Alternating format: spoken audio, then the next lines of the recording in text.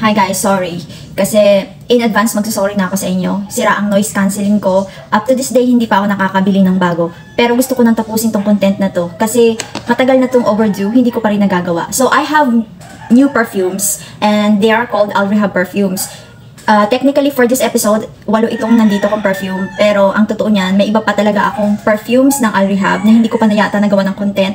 But then, isa-separate ko na lang dahil masyado nang hahaba ang video na ito. Okay, diretsahan na, wala na masyadong introduction kasi baka ma-bored kayo, okay? So, last month ko to binili, hindi agad ako nakagawa ng content. Gawa po ng may maroon akong mga pinagkakaabalahan and nakalimutan ko na, ngayon ko lang naalala. So, gawa na natin ng content, mabilisan para hindi na kayo masyadong ma-bored sa akin. First, let's start with Al Rehab Nebras. So, ganito yung ano niya. Hinanap ko to. Medyo matagal ko siyang hinanap kasi akala ko kaamoy siya nung isa pang Arab perfume na Nebras, yung malaki. Pero hindi pala siya kaamoy. Iba yung amoy niya. Nebras din kasi yung pangalan nun. Tapos, ang kit-kit ng bottle. Oh. So, kung mapapansin yung mga dalawa yung, o tatlo yung klase ng small bottles ng Al Rehab. May ganitong shape, di ba? And then yung isang shape, yung pa-square ganito. So, mag-start na lang muna tayo sa ganito. Yung usually ganito nilang shape ay 35 ml. So, this one is called Nebras. Kung mapapansin nyo, familiar kayo doon sa ibang perfume ng Al Rehab, like yung particularly yung soft. Di ba pareho sila ng bottle? So, itong Nebras, first of all, masasabi ko dito, I would not recommend this for teens or young adults kasi medyo mature yung amoy niya. But it's not bad at all. It's just that it's mature. Very mature siya for me. And even me, hindi ko siya marirecommend for everyday use, lalo na sa Philippine weather kasi masyado siyang floral. So, kung may allergy ka sa mga ganong smell or scent, baka matrigger yung allergy mo, depende. So, kung gagamitin nyo to, antabay lang sa pag-spray. Medyo malakas siya, hindi siya kailangang i-overspray. So, ang amoy nito ay very floral talaga. Parang pinaghalo-halong bulaklak na parang, kasi ginamit ko to kahapon, nagsimba ako. This type of perfume, perfect siya for mga event like yung mga overnight or long night events like weddings, parties ng mga adults. Pwede din sa mga pagsimba, sa mga ganon. Yung mga tipong o pang dibu, pag mag-attend ka ng dibu, pero hindi yung mismong debutant, hindi siya bagay sa debutant kasi mature na kasi yung amoy niya. Smells like roses, peony, parang may lilies din. Hindi ko talaga particularly ma-detect kung anong bulaklak, pero the first sniff pa lang, halatang floral talaga and medyo mature yung amoy niya. I would suggest, I think 25 pataas. Kung mahilig kayo sa ganon, pwede to sa inyo. Pero kung malakas yung allergy nyo, ako din minsan may allergy, so hindi ko siya magamit araw-araw, okay? Pero guys, long lasting to, sasabihin ko. Kasi kahapon, ginamit ko siya, nagsimba ako. Naligo ako ng madaling araw na. Kung hindi ako naligo, hindi pa rin natatanggal yung amoy. So, as I said earlier, antabay sa pag-spray, hindi kailangan damihan. Tipid naman. So, if I would rate this, ng between 1 to 5 star, I would give this, I think, I would give this at least 3. Not bad na yung 3 for me. So, okay. So, next is Susan. Nakikurious ako dito kasi pangalan to ng nanay ko. Susan. Sabi ko, oh, may pabango pala si Madeir. So, amuyin natin. So, isa pa to, napansin ko din, very, let's say professional or parang ano siya, mature yung amoy. But not in a sense na kailangan matanda ang gagamit. Hindi naman. It's just that, hindi ko siya marirecommend sa teens. Dahil pag teens kasi, ewan ko sa inyo but for me personally, kapag mga teens or high school, lalo na yung high school or mga papunta pa lang sa college, hindi ko siya gusto kung ganito yung amoy niya. For me, pwede to sa mga late 20s pataas. And then also, ginagamit ko to pag nagsisimba ako kasi feeling mo, kahit ambisyosa ka lang, feeling mo kahit sa kakarampot na paraan, parang kaamoy mo si Mama Mary. Parang, hindi siya yung masamang amoy ng santo or yung tipong may hilo ka, may himatay ka. Kaya lang yung amoy niya, para siyang sobrang floral. Pero this one is more like white floral ang dating. Parang, nung una ko siyang namoy, ang talagang sa utak ko, pumasok sa utak ko, amoy jasmine or sampagita. Sabi ko, parang pwede mong i-spray sa santo. Parang, jasmine nga. Parang may ganitong amoy dati yung Avon. May naalala ko ng bata ko. Hindi ko maalala ko anong pangalan ng name ng perfume sa Avon. Pero naalala ko, hawig niya yung amoy. Amoy sampagita. Alam mo yung tipong pag pumunta ka sa simbahan, tapos may okasyon, tapos parang kaamoy siya ni Mama Mary. Parang ganun. Well, kung hindi mo kaugali si Mama Mary, kahit sa amoy man lang siguro. Ewan ko. Parang ganun yung amoy niya. So, hindi naman siya masama, hindi nakakahilo. Kaya ginagamit ko lang siya pag nagsisimba or yung mga occasion na, occasionally, lang talaga. Yung tipong, alam mo na hindi siya pwedeng pang everyday. Yung peeling-peeling occasion lang. Hindi ko siya ginagamit din everyday. Hindi siya, it's not my favorite. But it's not bad at all. So, kung i-rate ko din siya 3 out of 5, I would give this 3. And, sige, mag-start tayo dito. Okay, distance. Itong distance, nung una, sobrang na-curious din ako dito. Matagal ito sa cart ko. Sabi ko, ano kayang meron dito? Kasi yung bottle nga kapareho ng Chocomas, di ba? 50 ml naman yung gantong shape. And then sabi ko, ano kaya to? Yung color niya, akala ko white sa picture kasi para siyang white. Pero nung natanggap ko, parang light lavender. Parang ganun yung ano niya. So, nagamit ko na to, but then of course, sa dami nila, i-spray ko pa rin para mas ma-describe ko, okay? Ayun, naalala ko na. So, it's actually musky and fruity. May kahawig siyang cologne sa, parang sa bench. Hindi ko matukoy kung alin doon. Pero, para siyang may a little bit sniff of grapes and citrus. Musky, fresh. This one, it lasts on my skin for 3 to 4 hours. Depende sa ano mo, sa skin, moisture ng skin mo. Hindi siya masyado din naglala sa clothes kasi na-try ko na siya. Pero it's okay for everyday use. This is safe for young girls. Pwede na to sa high school. Pwede to sa teens. Compared dun sa dalawa, first to kanina, hindi ko talaga nire-recommend. This one, okay siya. Musky, fruity, na, yung pagka-fruity niya citrusy. Tapos parang may berries. Pinaghalo-halong berries. Malakas yung alcohol niya sa una ha. Warningan ko na kayo. So, ba't ko ba ginawa yun? Sininghot ko pa. Okay, so, next is Tutimas. So, this is also, one of my favorites lately. Pero, wawarningan ko din kayo, sa unang sniff, malakas din yung alcohol ng isang to. So, wag nyo na lang amuyin and medyo ilayo nyo sa mukha nyo pag mag-i-spray kayo. Lalo na kung madali kayong matrigger sa alcohol. Medyo ilayo nyo guys kasi medyo malakas yung kanyang alcohol. Pero, pag nag-settle naman, just like this one, distance, hindi mo na mararamdaman yung alcohol. Nagiging okay siya. Yun yung napansin ko sa Al Rehab. Sa una, yung ibang perfumes nila, malakas yung sniff ng alcohol. But then pag nag-settle naman, okay naman na siya. So, wag muna nating husgahan agad-agad. Kasi minsan, yung ganda ng perfume lumalabas siya after few minutes. May iba after half an hour. May iba nga after few hours. So, ito okay din siya sa akin. Naalala ko kasi, parang sabi ko, may kahawig din tong perfume. Sa dami ng perfumes na nagamit ko, iba-ibang price ranges. Nakakalimutan ko na minsan kung paano ko siya i-compare sa ibang perfumes. Pero, yan, spray natin. So, musky talaga siya, which means fresh. Ayun, ito na, naalala ko na. Naalala niyo yung, for me, fruity din siya. Alam mo yung fruits na, ano bang tawag doon? Yung color yellow na bilog na maraming buto, passion fruit. For me, to my nose, ganun yung amoy niya. Yung unang-unang fruit na naamoy ko dito, para siyang passion fruit. Yung color, tama ba ako guys? Passion fruit ba yun? Yung bilog na yellow na pag hiniwa mo, ang dami niyang buto. Yun yung una kong naamoy sa kanya. Ganun yung amoy. Kung alam niyo yung amoy ng tinutukoy kong fruit, alam niyo po yung sinasabi ko. Yung fruit na, basta yung dilaw, paulit-ulit si lola niyo. Yun, ganun ang amoy niya. And then fresh, musky. Very light din. Pwede for teens. Naglalast ito mga 3 to 4 hours. Hindi siya masyado naglalast more than that for me. So, yun lang. Kung gusto nyo, dahil affordable naman siya and magaan lang, pwede naman na baunin nyo na lang or i-overspray nyo. Hindi naman siya nakakahilo i-overspray.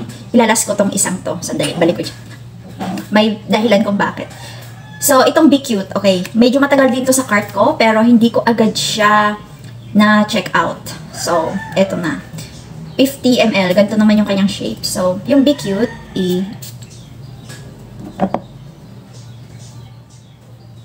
So, this is also fresh and musky and fruity with a little bit hint of spice on it. Pero hindi siya masakit sa ilong. Perfect also for young girls. Pwede din sa medyo adult. This is actually, a little bit sweet compared dun sa first four na nabanggit ko. Kasi yung first four, like itong Distance and Tutimas, hindi siya sweet for me. Hindi ko siya, for me hindi siya talaga sweet, mas fruity siya. This one, medyo sweet siya. Nagpalit tayo ng tissue ha. Dito tayo mag-spray. Separate natin.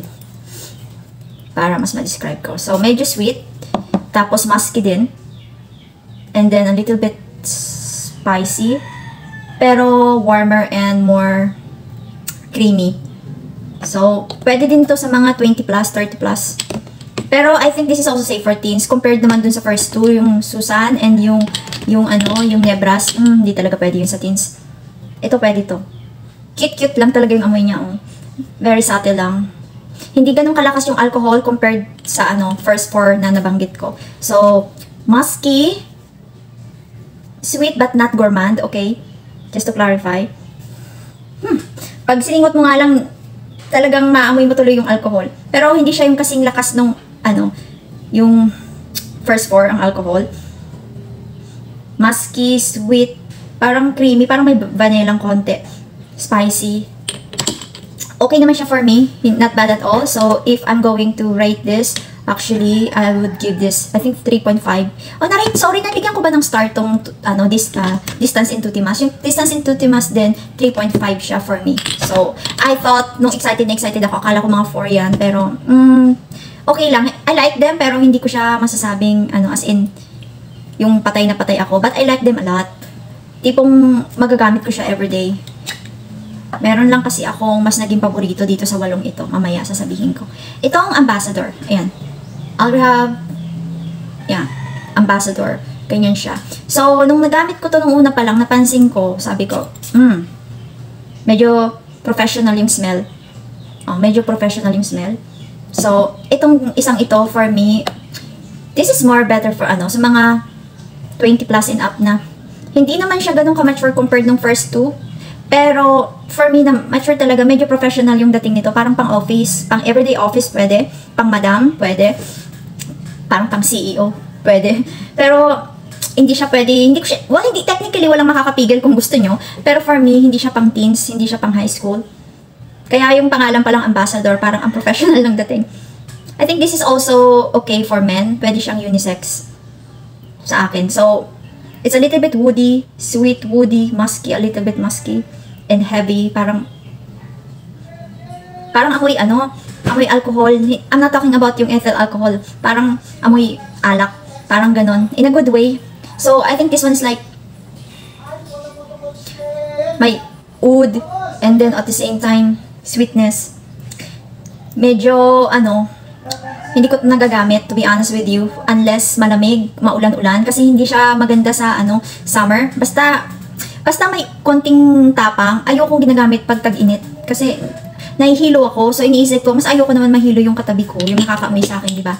So, I think the last two, these are my favorites so far. Ang dami kong paborito. Di ba sabi nga nila, dapat pag paborito isa lang, pero ang hirap. Ang hirap pag nagkulik ka pala ng perfume, cheap or expensive, no? Kasi, nangangapa ka kung ano ba talaga yung paborito mo. Depende kasi sa mood mo. Parang music lang yan, guys.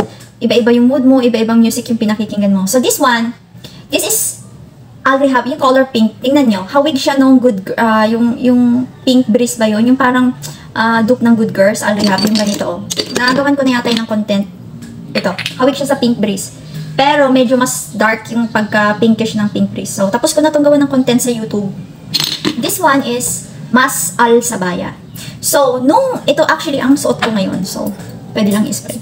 Sasabihin ko lang, nung inamoy ko to, sabi ko sa Baya, kasi naalala ko yung Alrihab, may isa na siyang ginawang perfume noon na sa Baya na nabili ko, ginawan ko na rin ng content, which is this one. So, pareho silang gawa ng Alrihab and they're both 50 ml. So, magkaiba na shade, pero pareho namang 50 ml. So, ito yung unang nabili ko noon, ginawan ko pa to ng content. This one is Sabaya. This one is Mas Al Sabaya. So, sabi ko, what is the difference kaya nito? Kasi nung yung in-spray ko siya, sabi ko, hawig naman, kapareho ng amoy. Kanina in-spray ko tong puti dito. Tapos ito naman sa left. So, sorry, mali. Ito pala ang sa left, ito yung sa right. So sabi ko, ano bang pinagkaiba? So ganito, may hawig talaga yung dalawa. May hawig itong dalawa. Pero itong pink, mas musky and fresh and creamy at the same time. This one is musky as well, but more floral. Mas floral, musky floral. This one is musky creamier, parang ganon. Pero yung dry down niya, magkahawig, hindi mo mapapansin unless talagang mag-pay attention kasi mutin mo. Yung tipong magaling ka magmasid. Sa una nakaka-confuse yung dalawa. Pero for me, this one is more creamy, musky creamy. This one is more musky floral. Ito. So, yun yung pinagkaiba nila. Pero yung dry down, may hawig. Medyo, ito medyo may, hint of spice. Floral, musky. This one is, for me, parang mas banayad, mas creamy. But then, nandun pa rin yung pagkakahawig ng amoy, yung muskiness. Medyo floral din naman siya, pero mas subtle to for me. Itong color, light pink. Yun yung pinagkaiba nila. And this is, last but not the least. Guys, pwede ako magsabi ng kung ano-ano dito, pero ito ang pinakamadaling, pinaka-easiest to describe for me. Madaling i-describe. Sorry, nabubulol po ako. Ang hirap kapag matagal ka nang di gumagawa ng content, nabubulol ka. Totoo yun. So, Kung i-describe ko lang siya ng mabilisan, sa 8 ito yung pinakamabilis kong ma-describe. Anong amoy? Sabihin ko lang, amoy grapes. So, kung tanongin niyo ako, what do you mean amoy grapes? Amoy ZSO. Yun ang pinaka-easiest way na i-describe. Alam niyo yung juice, yung nabibili sa sari-sari store, convenience store, grocery, yung ZSO, yung nasa straw. Yung iniinom natin nung bata pa tayo. Mga batang 90s, 80s, alam niyo yun. Yung grape flavor. Ito na yung amoy niya. Yun na mismo yun. So, musky, fresh, but at the same time, parang, basta, yun agad ang maamoy mo. So, nakalagay dito, ito naman tawag dito ay grape raspberry. Oh, by the way, sorry nga pala, hindi ko ba nalagyan ng star yung, yung last? This one is 4, yung Mas Alsabaya, 4 siya for me, okay? So, this one, basta, ZSO. ZSO yung niya, yung, basta kung alam nyo guys, yung amoy ng ZSO, parang naligo kayo nun, yun na yun. And then raspberry. But for me, mas nangingibabaw. Nakalagay kasi grape raspberry, but for me talaga, yung ubas, yung amoy ZSO juice, yun talaga yung unang maamoy mo. Yun na yun. But in a good way, hindi siya yung tipong parang mabahong, parang ano ba yan? Pwede to sa teens. Ito talaga pwede talaga sa mga high school, sa mga teens. Bagay na bagay ito sa kanila, lalo na bagong ligo ka lang, fresh ka lang papuntang school. Bagay ito sa mga teens. Yung amoy niya, gaan lang. Kahit nga siguro elementary, pwede ito sa kanila. So, this is safe for everyday use, lalo na yung mahilig sa mga fruity scents and mga berries. Pwede ito sa kanila. Pakiramdam mo, pinaligo mo lang yung ZSO, pero mas fresher naman sa ZSO. Parang mas matamis yung ZSO, kung maalala ko siya sa utak ko. Pero ganun yung niya, yung amoy prutas lang. Ganun. And then, bagay din to sa mga ganitong lotion. Yung mga tipong, fruity lotion. Ito yung ginagamit ko for everyday use. Ganito. Mga 2 times a day, ganyan. Nagko-compliment sila guys, promise. So, if I'm going to rate this, I would give this 4. So, kung mapapansin nyo, walang 5. Well, for me, hindi naman masama yung 4. Yung 3 stars, hindi na yun bad. So, okay na yun for me. Sa akin, satisfied naman ako. Recommended naman sila lahat. And most of these, they last for 3 to 4 hours. Pero, kung Nebras at ito, napansin ko itong Susan, yung mga mas matatapang at mas concentrated. Also, yung Ambassador. Nasa na yun, itong Ambassador. Naglalash na longer. Basta i-moisturize mo yung skin and then spray mo siya sa mga pulse point mong ganyan. They last longer. So, yan guys, ang masasabi ko sa mga perfumes na ito. Thank you so much for watching. Tatapusin ko na to kasi masyado nang mahaba. Magkita-kita na lang tayo sa susunod kong video, okay? So, maglagay na lang siguro ko dyan ng links para naman matulungan ko kayo kung saan ko to nabibili. Kasi may mga several stores po akong pinagbibilhan. Depende sa availability. So, maraming salamat. I'll just see you again on my next video. Just mabalas po. Bye!